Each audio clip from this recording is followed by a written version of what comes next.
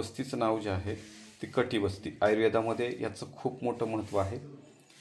Me doctor Pratap Pawar from Pandharpur. कटिवस्तीबद्दल जेणेकरून patient जे आहेत ते मणक्याचे जे पेशंट आहेत ते मणक्याचे पेशंट नीट करण्याच्या दृष्टिकोनातून या कटिवस्तीचा खूप चांगला फायदा होतो.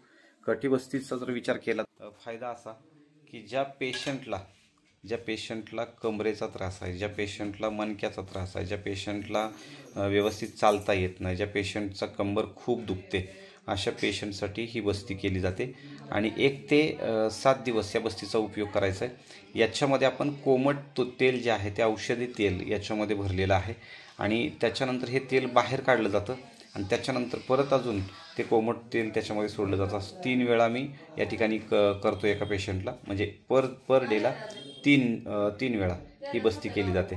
आणि याचा फायदा खूप चांगला म्हणजे की मणक्यामधला गॅप तर भरून निघतोच, किंवा लॉर्डोसिस असेल, लंबार स्पॉन्डिलायसिस असेल, कोणत्याही प्रकारच्या कमरेचं जे दुखणं आहे ते दुखणं या बस्तीमार्फत व्यवस्थित केलं जातं. याला कटिबस्ती असं म्हणतात. बाकीच्यांना माहीत व्हावं या दृष्टिकोनातून हा व्हिडिओ तयार करण्यात आलेला आहे. थँक्यू. हा जो पेशंट आहे पुण्यावरनं पेशंट आलेला आहे. नाव काय? संभाजी किसन फाळके यांचं नाव. थँक्यू.